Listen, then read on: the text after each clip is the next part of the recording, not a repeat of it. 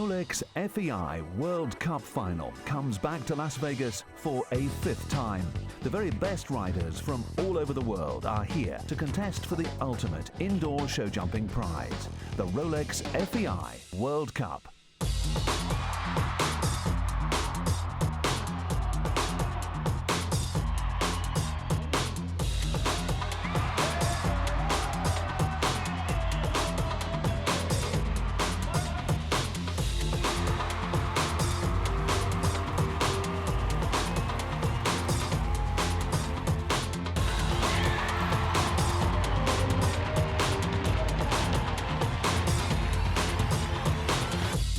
Three finals over 4 days. Final 1 is against the clock, so it's all about speed. If you have a fence down, 4 seconds are added on.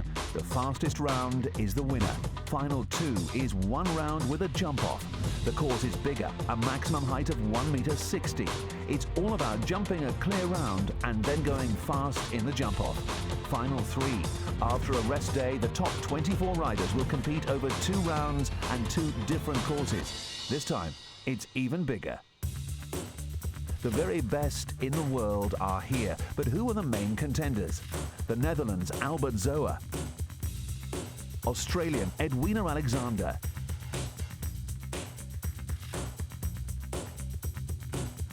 the USA's hot favourite McLean Ward, Switzerland's Christina Lieber, 3 times FEI World Cup champion Rodrigo Pessoa, and reigning Rolex FEI World Cup champion Meredith Michaels-Beerbaum. Brazilian superstar Rodrigo Pessoa knows what it takes to win the World Cup.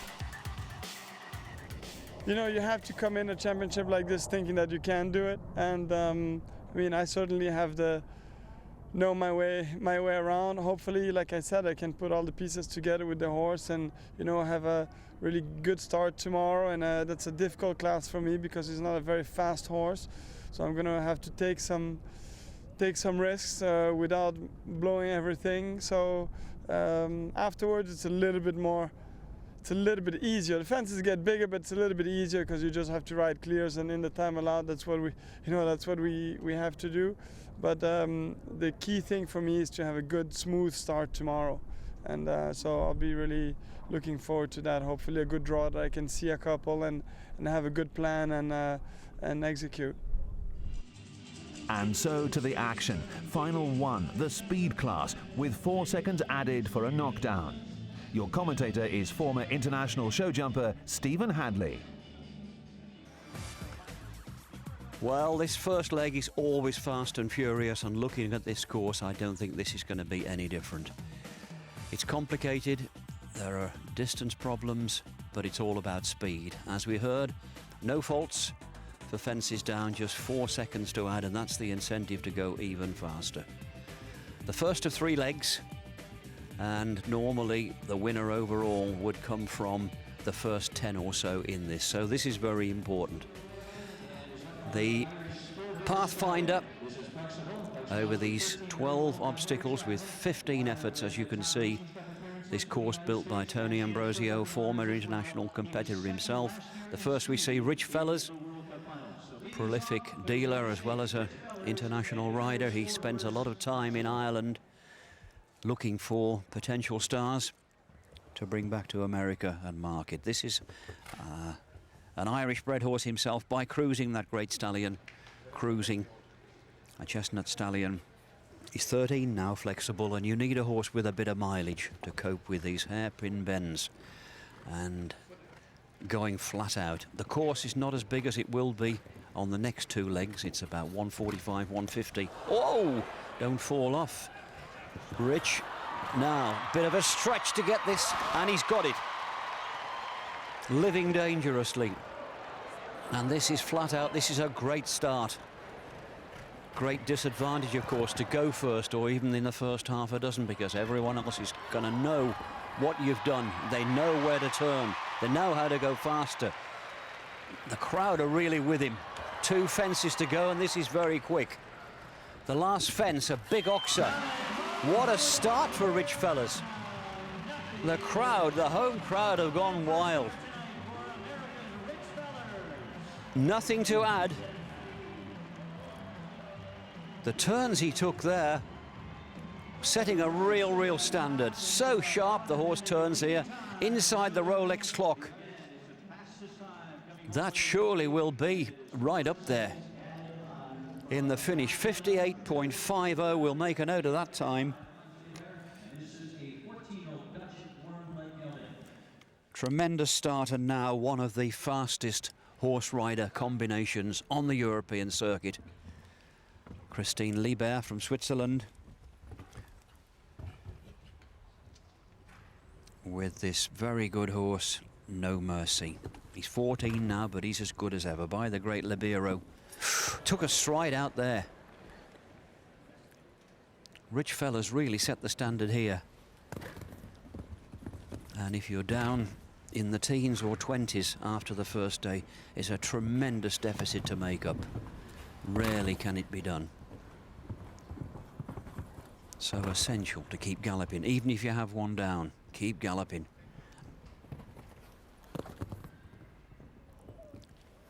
.50 is the time to beat. She goes round the clock. 2 fences. And that's very quick as well. She will have watched Rich Fellas go, stood in the tunnel out there waiting her turn. She knew he was very fast. He set a real precedent for the class. And she's followed suit. Picks up a stride too soon there. A mile off that oxer, and the horse jumps it well. A new leader, 57.47. What a start. Now, for Denmark, Thomas Vellen, Grim St. Clair.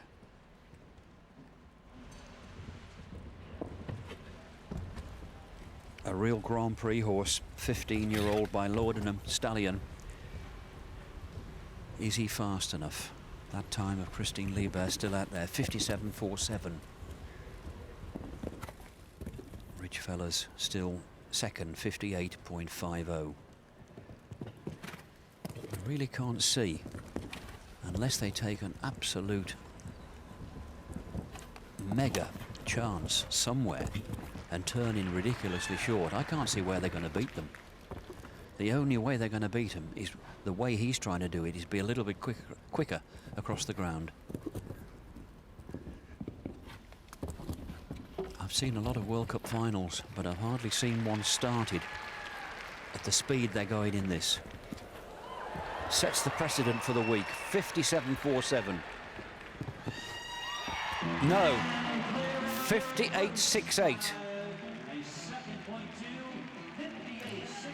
A cracking good round there by Thomas Vellen, but not good enough. Christine Liebert still out there in front. 20 gone of 44, and unbelievably those 2 early leaders still there. 57.47, the time to beat. Switzerland's Steve Gerdau was looking good until he knocked down a pole. Brazil's Rodrigo Pessoa riding Rufus also looked on top form until they had 4 faults added on.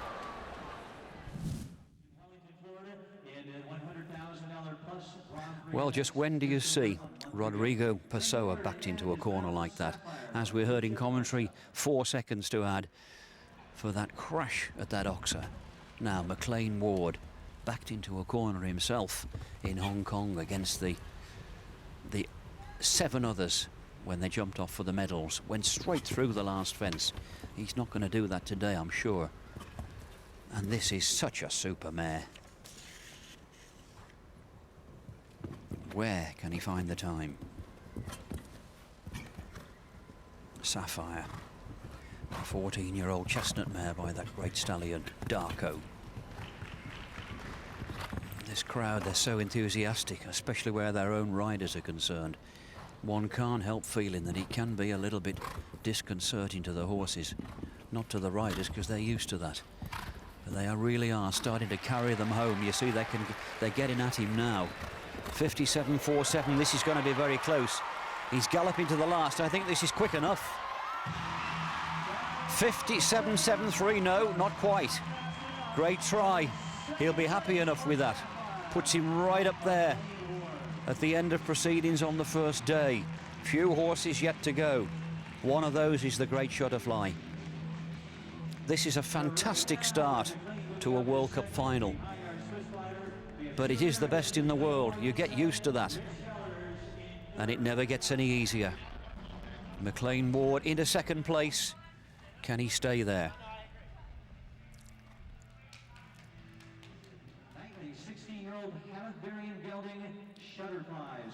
Now, dual former winner, Shutterfly, the peerless Shutterfly. One of the best we've ever seen. I would think, in my book, he's as good as I've ever seen. Not only can he jump the biggest and widest, he can also jump from the gallop, and he's going to have to do in this first leg, because she knows how important it is to be bang up there. Look at the turn there. She knows she needs to be bang up there after the first day. Look at the turn again, inside the clock. Needs the scope here to get the oxer. 2 strides across at the angle. It gets faster. Pop over there off a short stride so that she lands short, and back to this fence at the angle. This is very short, very, very short. 57.47. This is surely going to take the lead. She gallops to the last. Oh, she's got him. 56.48. The best comes to the top again. And Meredith really does stake her claim to yet another world title. World Cup final. Marcus says that'll do. That's the start we wanted. What a horse this is when he's on song. A little bit below par in the Olympic Games, but my goodness, he's come back with a bang. Can he keep this up over 3 legs?